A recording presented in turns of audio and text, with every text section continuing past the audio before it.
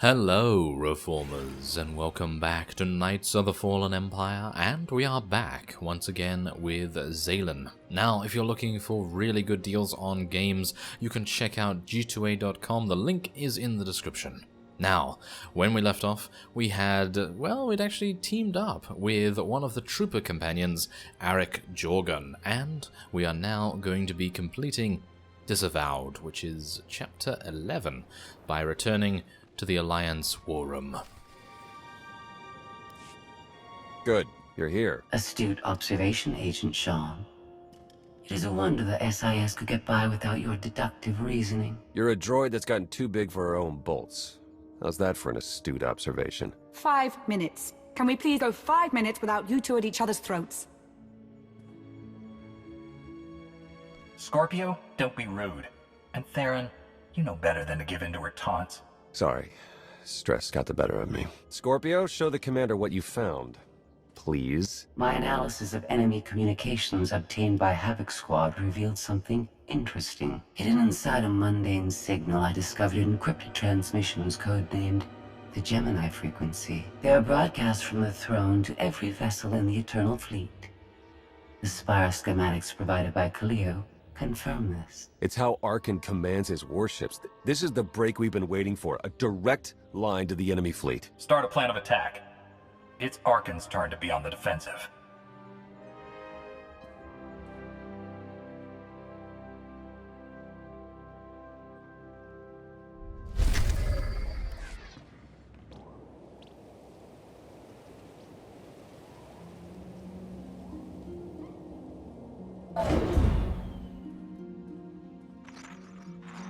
Scorpio cross-referenced all the data Havoc Squad and Kaleo stole from Zakul.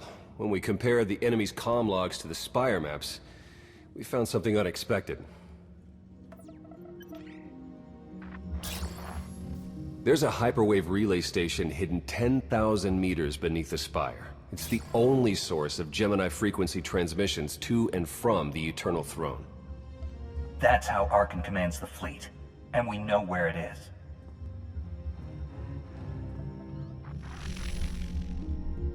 That relay station is our key to the Gemini frequency. If we can decrypt it, we'll eavesdrop on the enemy and learn his plans. We have a map. All we need is a route. You'll never get near that relay station. It's 10 kilometers underground and defended by more safeguards than we can count. That's a good thing our data reveals every security measure in the way, and how to defeat them. A strike team can disable the defenses right under Arkan's nose, but only if we send it in now. Our intel's turning stale as we speak. Kaleo and Major Jorgen are already on Zakul. They're in position to clear the commander a path directly to the relay station. We are not sending that terrorist. She's done enough to my world. Senyu's right. Can't believe I had to say that. Havoc Squad was made for this op. We have enough detonite to turn that relay station into a crater. Cut the head off the Serpent. Throw the fleet into chaos. You're trusting the fate of the galaxy to a gang of grenade-happy bucketheads? We're only getting one shot at this. Lucky for you, one shot is all I need. Oh, is that what you tell all your victims? Destroying that relay station is a bonehead play. Send me, and you'll control the Gemini frequency. The idea has potential, and she's an experienced infiltrator who survived on Zakul for years. She bombed my people. Never again. If we can't take control of the Gemini frequency, we'll have to destroy it.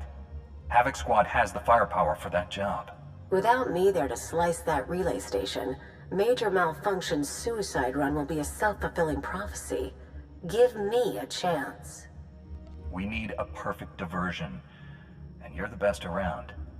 Just keep it clean. No civilians, got it? What about pets? Kidding. See you at the rendezvous, Commander. If Kaleo's idea of a distraction results in harm to my people, I'll kill her myself. And I'll help. You can't please everyone. But it may be prudent to consult Valkorion. He built the Spire. He may tell you how to invade it. I somehow don't believe he will. I think he is going to keep somewhat tight-lipped on this particular subject, don't you think? Ah, you must make more room in your inventory to accept this reward. Apparently that's what I have to do. Ah, how frustrating. Alright, so I have completed selling to the nearby merchant, and we will now be heading into a secluded area. Not entirely sure why we need to go to a secluded area. Surely we have some quarters in the base that we can just go to, and then we'll just be like, knock knock, who's there? Is it Valkorion? Are you gonna shock me? Yeah, that would have maybe been a little bit easier.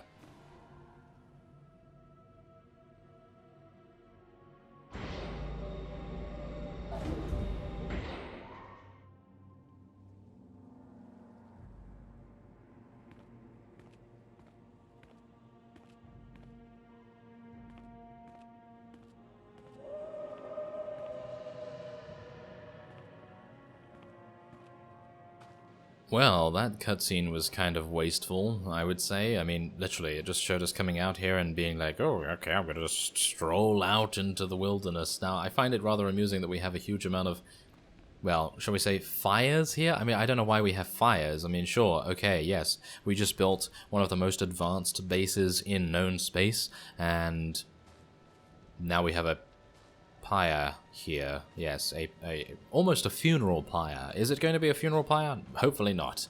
So let's go and procure our wilderness survival gear, shall we? And let's go and talk to Valkorion. He's no doubt going to have a lot to say, and not all of it's going to be good, I'm pretty sure. So let's see. Is he around here? Hello? Are you there?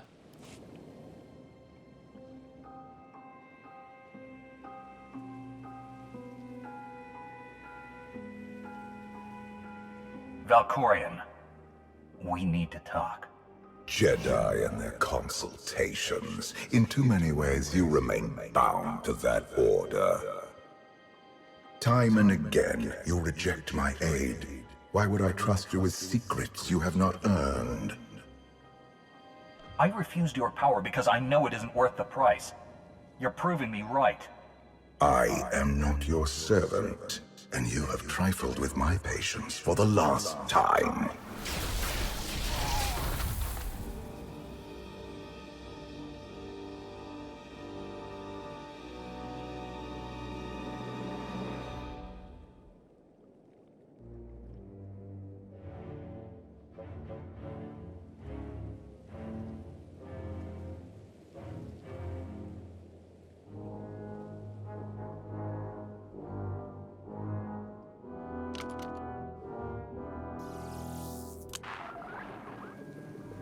Lana, come in. Something happened. I need your help.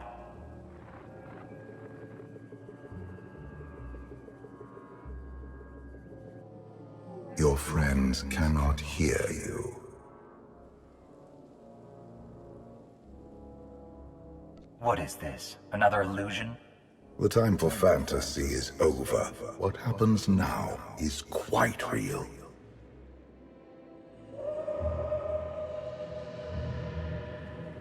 You have forgotten what it means to face death alone. I will remind you.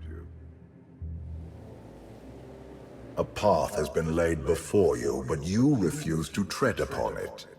That will change. Oh, will it? Will it actually change? I actually don't know. It probably will. Sense the predators closing in?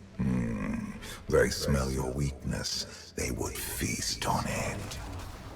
Yes, now this is exactly one of the chapters which I actually really like, but then on the other hand, I actually kind of don't. Now, I know what you're thinking. Oh, but Reformist, don't you really like Valkorion? And yes, that is absolutely true. I actually think he is one of my favorite characters, even though he's technically the antagonist. Kind of. Archon is probably the main antagonist. But anyway, point is, Valkorion is one of my favorites, and in this chapter, probably really shows why he is a favorite of mine. But the problem with that is that he continually talks and interrupts you at the worst possible moments, and if you're recording this for my video, like I am, obviously, then bad things happen. So I'm going to try and time my speech with his, but I have no idea when he's going to speak. So this is going to be amusing, isn't it? Yes, it is.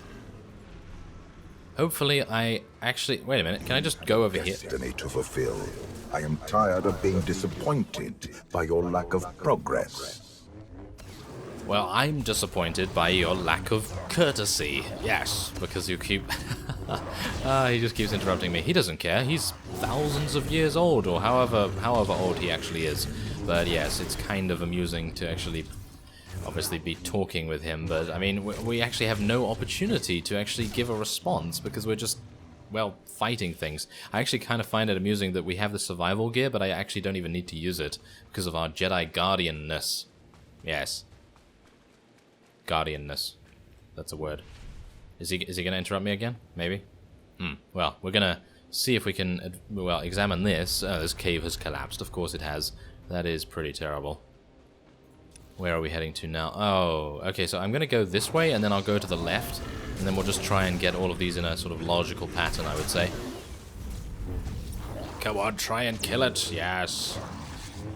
Okay, well, we have a bonus mission. I actually feel like the bonus mission is not worth it at all, because, of course, we don't need experience. It's kind of weird how they give you all these bonus missions and things. I suppose if you want to, you can do it, just for an additional amount of credits or something like that, but... for the most part, I don't really see the necessity to do that because, again, we don't need experience. Maybe if they had made the leveling a little bit slower, then yeah, sure, but, well, in this expansion it's been very easy to level up, which, don't get me wrong, I'm not complaining. I am not complaining about that at all, because leveling up, well, that's always a chore, isn't it? It's always a chore. But, yes, let's check out this next cave. Maybe we'll get lucky. Now, I have a bad feeling that it's literally just a sequential checking system. So we're just going to be like, oh, let's check Cave 1. Oh, no. Cave 2? Yes? No? And so on.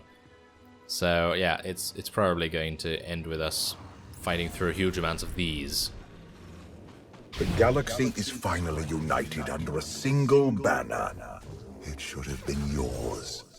Now, the thing about Valkorion actually talking to us in this area here, it seems like he's talking to some sort of tyrant or a Sith, you could say. Yeah, that's also the reason why I kind of felt the beginning of Knights of the Fallen Empire was a little bit weird, because you start on Darth Mar's ship, and you think to yourself, okay, so where's Satele? You know, where's Satele Shan? Because that is who the Jedi have a connection to. They don't have a connection to Darth Mar at all, unless they see him through some sort of hologram screen, and maybe Shadow of Revan, of course, but that's the thing. You actually form no connection whatsoever to Darth Mar, and instead you form a connection to Satele. So it's really weird how they didn't get Satele to do anything, basically, in the initial Knights of the Fallen Empire expansion. So that's kind of a bit weird. My son struck a killing blow against you. Had I not interfered, you would be dead. Perhaps I should have let you go then. Well, yes, I think, yeah, that's fine. I mean, you can let me go anytime you want. I would have survived it anyway. Definitely. Now, where is our next passage? Oh, it's all the way down here. Okay, so we fought through a bunch of those shade beings, and now we're headed to the Southwest Passage.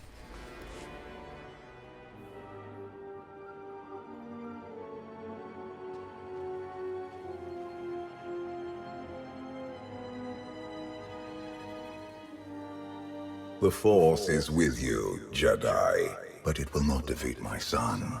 It never could.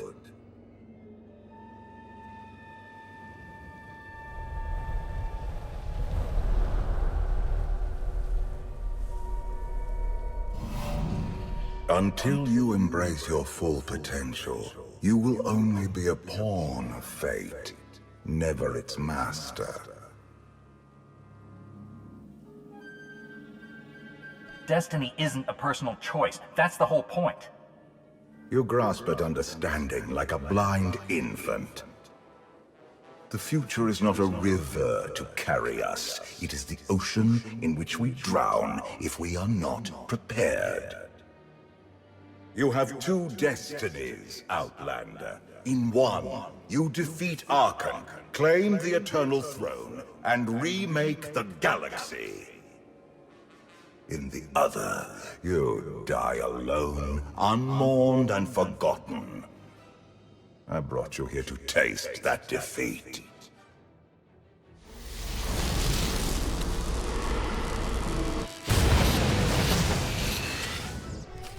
Oh, I see. Okay, well, let's do it. Let us take him on. And I don't think he's actually going to be that difficult, is he? I mean, he's only the Immortal Emperor.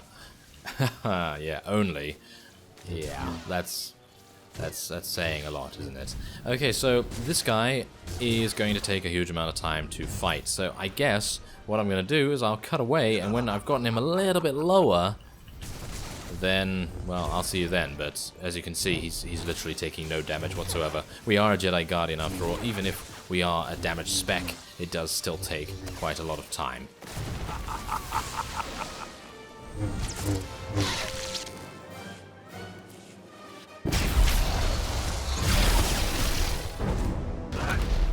Pitiful. Why did I ever believe you could change anything?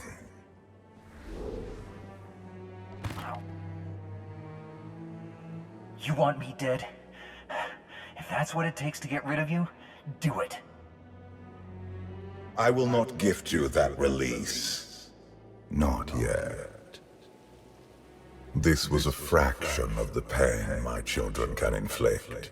If you do not finish your training, become something greater, you will feel the full weight of their rage. There's nothing you or your children can do to me that I won't survive. Your goal is not to survive, it is to rule. There is nothing else. I cannot stay to protect you any longer. There are matters to which I must attend, but I will leave you with a final token of my favor.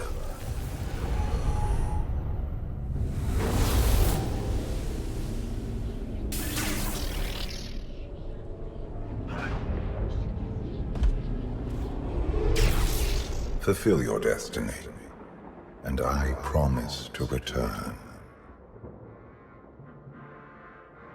I've had enough of your threats. I never wanted this in the first place. You can stay gone. I hope this is not the end of our journey, and one day, so will you.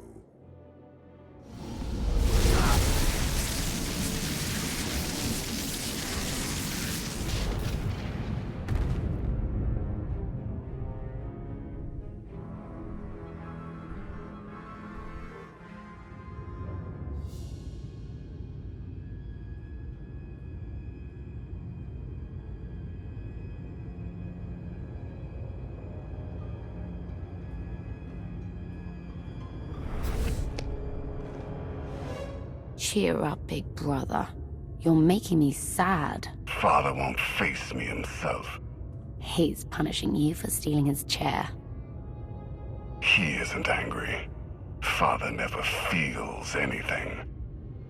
Not even when Vexen died. He was a good brother. Brought me gifts from all the worlds he conquered. I freed you from Father's control. I hope that earned your support. My loyalties lie here, Arkan. Always.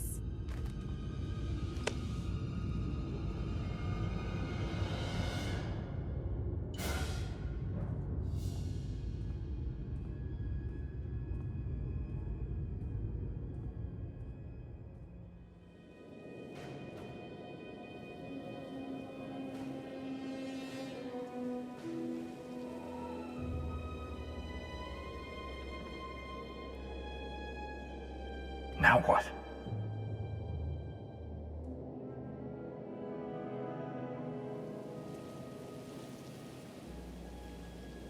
Now what indeed? So, what parting gift did Valkorion give us? And Valen, her loyalties will always lie there, but what does that actually mean? She didn't say her loyalties will always lie with Arkan. but in actual fact lie here. Where is here? I can assume the throne is what she is talking about. But maybe that's just me. Maybe that's just me. There's a little bit of speculation there, who knows. But for now, next time, we will be exploring this strange place, and we'll be finding out where we go next. I thank you very much for watching, and I will see you next time.